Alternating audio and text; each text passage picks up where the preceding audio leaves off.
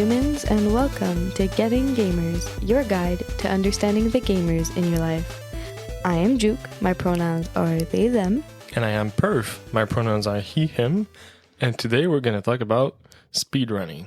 Yeah, so it's been a few episodes that we mentioned that whenever the rare times that Perf is on Twitch, he is likely doing speedruns of Resident Evil, and we thought, why not explain that? Because I feel like it's probably a common thing that kids watch too. Like their parents are passing by and are like, not only is my kid not gaming, he's watching someone else game, and they don't understand that already. So I know for a fact that it's a very popular thing, probably amongst kids too, because I know that a lot of speedrunners are doing Nintendo games speedruns, such as Luigi's Mansion, Super Mario Bros., games on the SNES. It's a Super Nintendo. Mm-hmm. So is that the one that's like handheld? I don't think so. Oh, okay, never mind. I don't know this stuff. Talking about Game Boys? No, there's like a Nintendo Switch. No, it's a more retro games. Oh, okay. So like the games everyone grew up with, like our generation grew up with. Yeah, pretty much. So people now are still playing those games, but like speedrunning them. Yeah, so the kids from our time are speedrunning the retro games. And then the like teens now are like, wow, those guys are so cool, but it's because they've played it their whole life. Yeah, they must have been doing the game over 100 times. Damn. And more. All right, so wait, before we talk about people who do speedrun, can you define kind of what speedrunning is? Well, it's like the name suggests, is doing the game as fast as you can, and this includes using exploits in the game. There's sometimes bugs or how can we do this? But it is exploits from the game design. Let's say like flaws or exactly things you're normally not able to do, but now because there was in the programming of the game a glitch or whatever, you can do this thing faster. Exactly, it's discovered by doing the games over and again, or just by chance, pure chance. You're stuck in a corner and you realize that by pressing a certain sequence of buttons on your controller that you go through a wall, for example, or you jump, you gain access to a zone that you're not supposed to access at a certain given time in the game. Okay, but this would be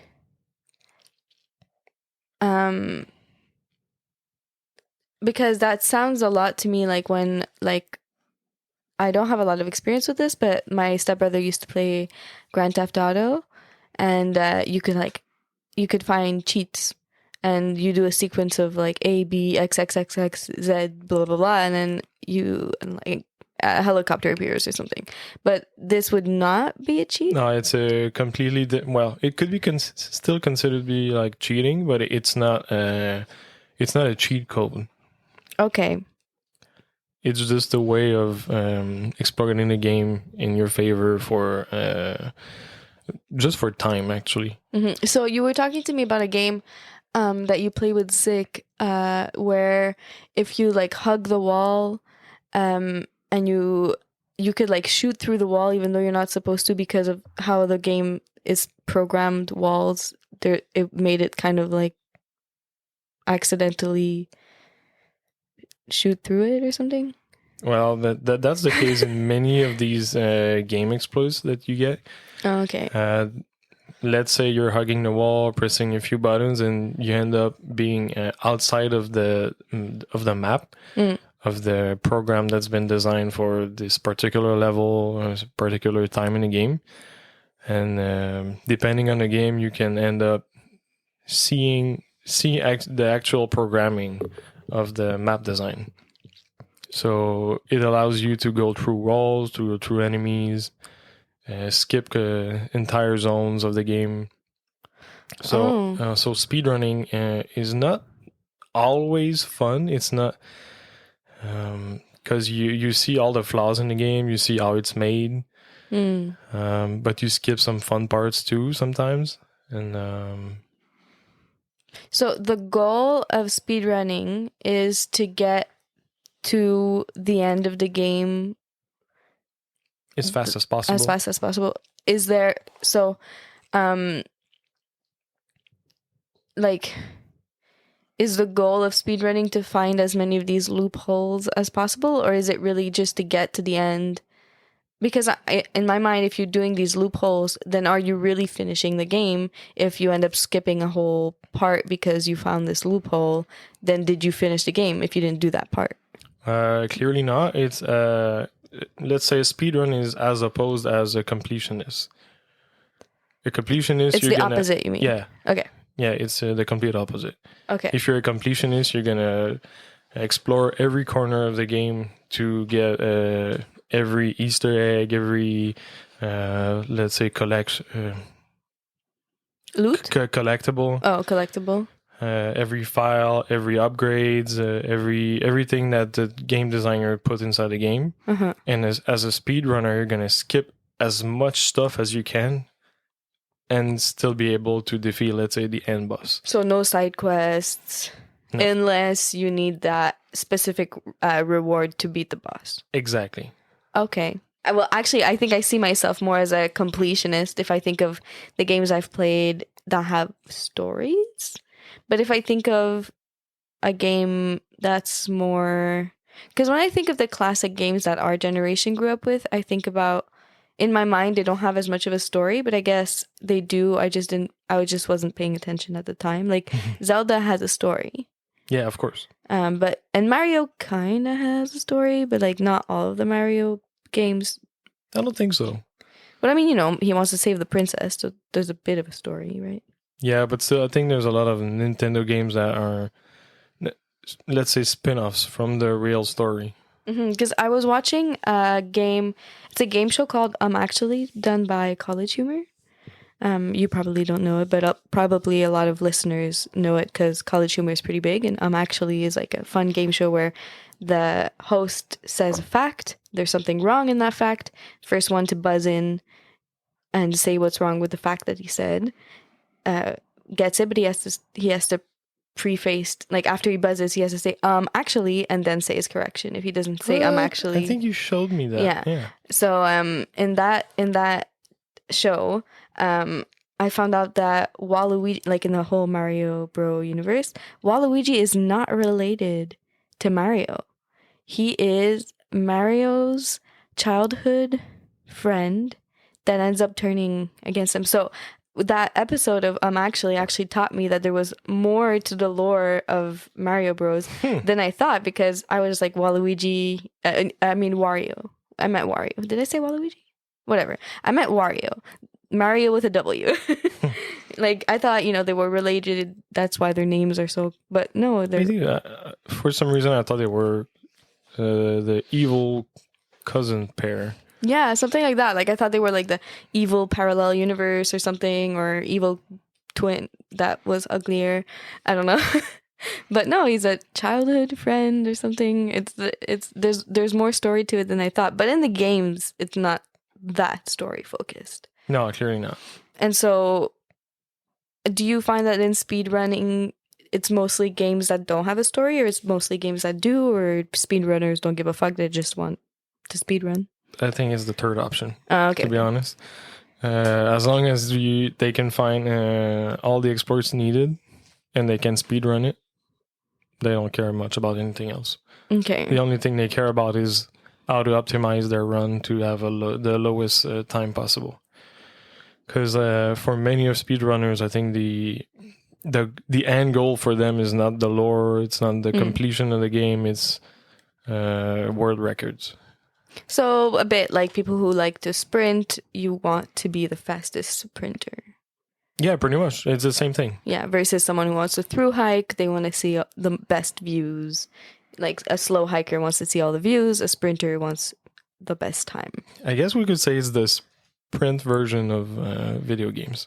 Yeah, That's interesting. But so you were showing me, I don't know if you were leading up to that, but you were showing me kind of on the screen earlier what a speed run stats looks like. They stream it on, let's say, on Twitch.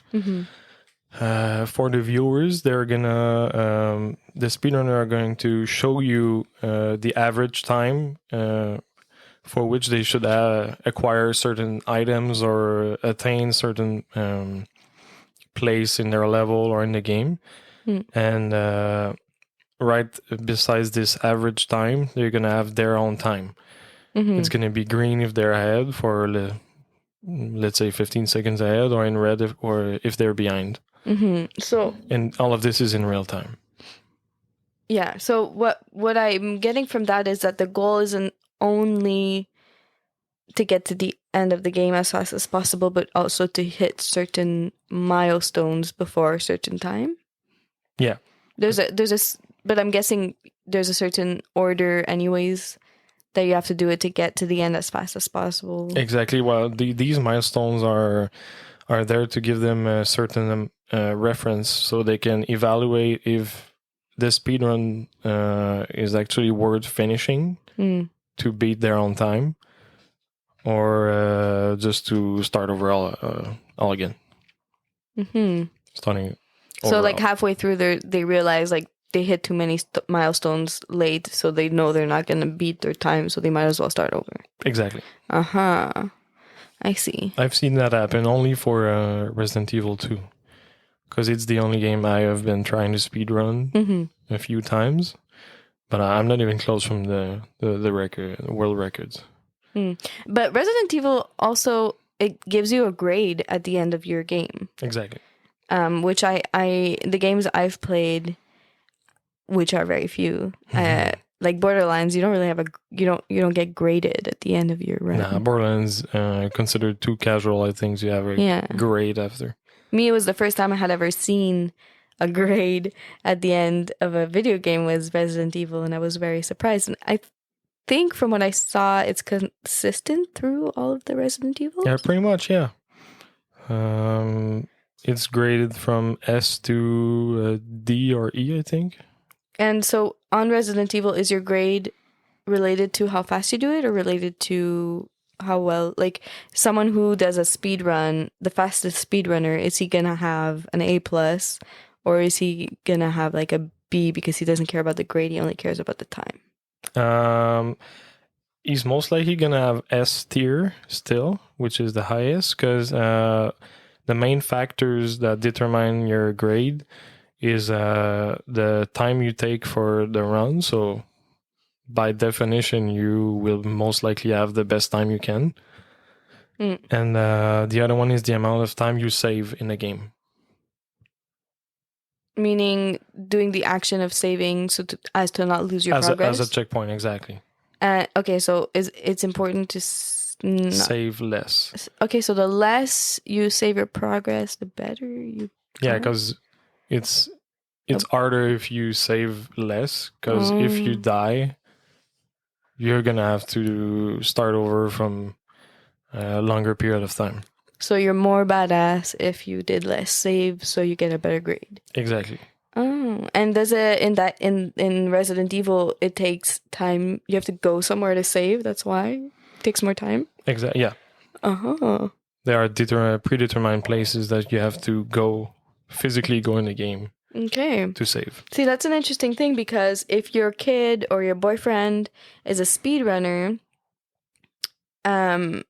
it's obviously not an online game, so you might think, oh, well, he should be able to pause if I'm going to talk to him, he should be able to stop his game whenever. It's not an online game, so I'm not bothering his friends.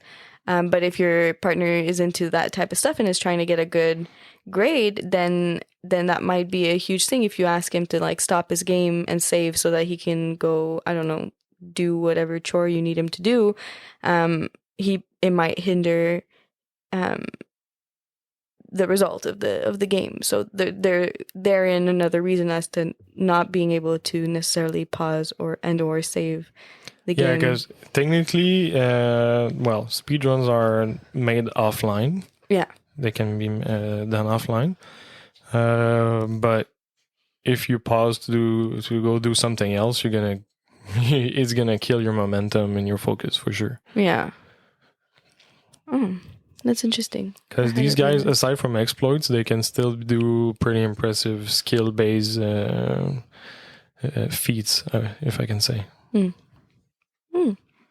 That's cool. And is there like competitions that are for speedrunners? I can't say I know them very well, but I know that there's world records in competition. I think there was from LAN-ETS. I know there was some competition from speedrunners. Oh yeah, there was like a Pretty speedrunning section. Yeah. Oh shit. Pretty sure there was. Interesting. Just to give you somewhat of a reference, let's say Resident Evil 2, of course. A normal run would take you about, let's say, 8 to 12 hours, depending on your level of completionism. But as far as I know, the best time, I don't remember the name of the person, but it was 53 minutes. Oh, okay.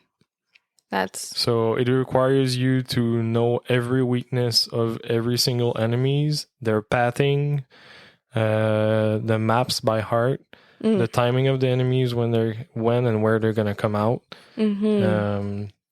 There's a few random elements you can control because depending on how the game is programmed, the enemies are gonna spawn at some different spawn points, and this is randomly generated. So speedrunners have to do with that. It's generally the main obstacle they're gonna go through, because otherwise they just remember everything else perfectly.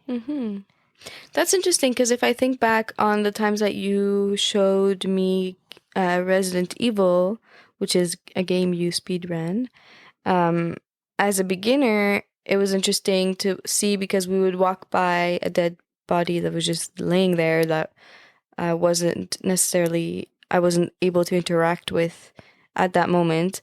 But you were like, but you were telling me on your way back, this guy's going to reanimate. Which was interesting for a beginner, especially a beginner who doesn't like horror games. Because then I had a sense of preparedness. Yeah, it's taking out the effect of jump scares. Yeah, so I think that if not last episode, sorry about that. In one of our previous episodes, we talked about how you got me into gaming and stuff like that. I would say for a gamer who might want to get their partner into gaming, maybe a game that you know, as like if you're a speedrunner, maybe that's a good game to show your beginner, because you can give them all these cues that are going to make it easier for like a first game, depending on the game, of course. But if you know a game to that level, that deep, where you know the maps by heart and the timings by heart, it might be a great game to explain, since you know it so well, you know. To a noob? Yeah. Not in the speedrun manner, but in the sense of like, since you know all the timings and you have your noob playing, you'll be like, okay, so like that guy over there, he's gonna walk all the way to that point and he won't go further, so you can do this or that or this, you know, stuff like that, which is really useful when you know a game so intensely. Well, we could certainly do that together, but it takes out the element of surprise and of it takes out this. It's clearly spoiling the game. Yeah, but I mean in the sense, not necessarily for me. Like, you've shown me Resident Evil, it's not necessarily my vibe. But if we're thinking about a gamer trying to get a non-gamer into gaming, maybe someone who's more reluctant and who just focuses on the fact that it's hard, which I think a lot of non-gamers who don't want a game just focus on the fact that it's hard and they don't get past that, then that could be an option. I don't know. We don't have to. It is, but you would have to take the person by the hand and show them exactly what's going to happen. But it's certainly doable for sure. Yeah. If you guys want to just check out a few of the best speedrunners there's out there, there's on Twitch, of course. Yes. There's ZFJ1. which is the most renowned speedrunner for Zelda Ocarina of Time. I know there's a lot of people that know this particular game. Even if you're not a gamer, you have surely heard of this before. So he's got like 77,000 followers. So that's quite a lot. If you want some more kids like game, you can go with Fire Dragon 764. He's got a lot of Nintendo game speedrunnings. And there's also Caleb Hart 42, which streams Megaman speedruns for the more retro gamers out there. I think we'll try to remember to link them because Twitch names are never... Yeah, I'm gonna put them in the description, of course. Yeah. So what's the appeal? Like when people watch speedruns, are they watching to learn, like in your opinion, because I know you don't watch that much speedruns, but in your opinion, when people watch speedruns, is it more because they're trying to learn how to speedrun, or is it more like when you're watching people sprint at the Olympics, you're just like, wow, they're fast? I'd say it's a mix of, it's both. You can clearly watch some speedrunners to try and speedrun yourself. But it's not the only, other than the entertainment, I don't think there's much else to speedrunning. Yeah, it's more of a watching a sport, like a fast Yeah, sport. exactly. All right. It's only for good sports. So let's say someone at home, like one of our listeners, has a speedrunner at home. Is there anything that they can do for, that can help your speedrunner out other than leaving them alone? I guess not, right? Good question. Maybe just trying to help him find some other speedrunners that are better than him. Yeah. I would not go with that. Generally, people don't like your mom. You definitely don't want your mom to say, I know you like that game. I found someone who's better than you. Go watch. That's like the most annoying mom thing you would hear. Let's not do that. But no, I don't think there's really anything that like at home can be done to improve that, but I'll definitely say but I mean, watching other speedrunners is surely a good thing to do, because you're gonna have more chance to discover and learn about new exploits on the game that you might not have thought before.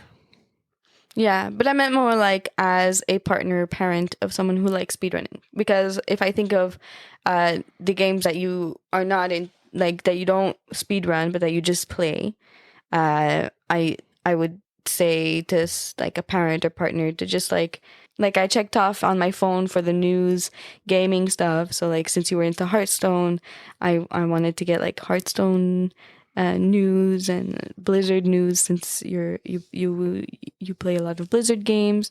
But if someone's into speedrunning, then you're not really interested in necessarily going deep into the lore of the game. So there's not really anything that you can do as like a partner or parent of a speedrunner to like really get into that vibe, especially if speedrunning isn't your thing. You kind of just have to let them do their own thing and maybe just ask them their scores and be like, oh, did you beat your record?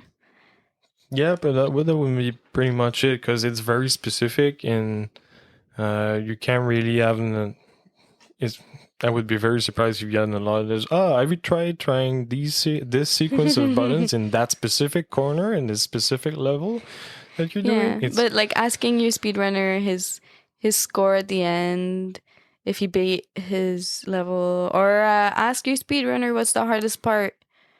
What's the part that like slows him down every time in the game, and like make him explain that to you. That's a fun exactly thing. Maybe just opening a casual conversation about it, and you don't know, maybe first he's gonna like the attention, and second, maybe just while he's talking to you, maybe he's gonna find or think about another way of speedrunning this particular part of the game. Yeah, because if I think on not a game that you're speedrunning, but the game that you play with Zik, what's it called? Gears of War? Yeah. Yeah, is that the game where you can accidentally shoot through walls? Yeah, it's one of them. It's like a loophole, right? If we want, we can say that.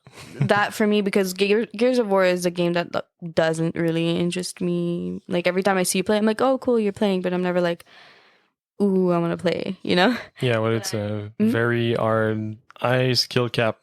High skill cap. Yeah, third-person shooter. And it's online too, right? Yeah. So, but it was interesting, even though it's a game that I'm not interested in, it was interesting to find out about this little loophole, because it's like, oh, like that's weird that you can shoot through walls and do this random stuff. Like there's stuff that can be interesting even if you're not interested in the game. So if you want to start a conversation and you're clearly noticing that your gamer is more of a speedrunner type, then having those types of conversations, like, oh, what's the cool loopholes in this game, you know, and stuff like that.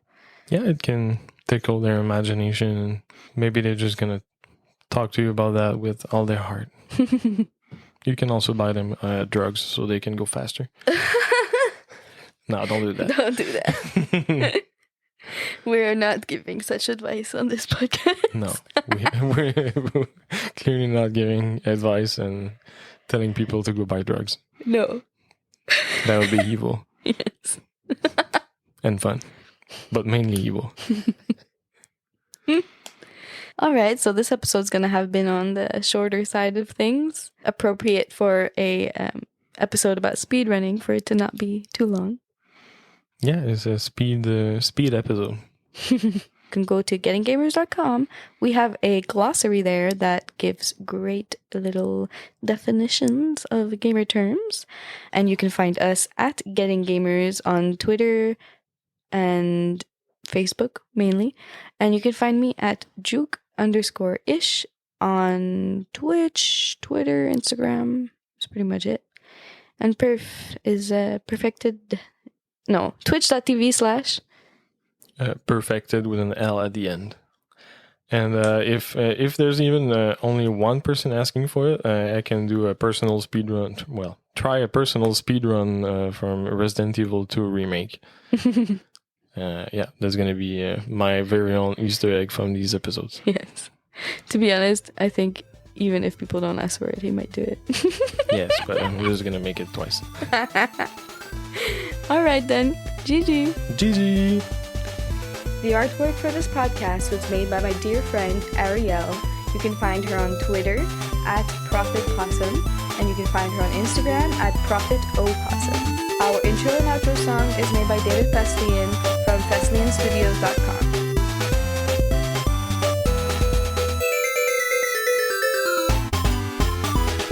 Job's done.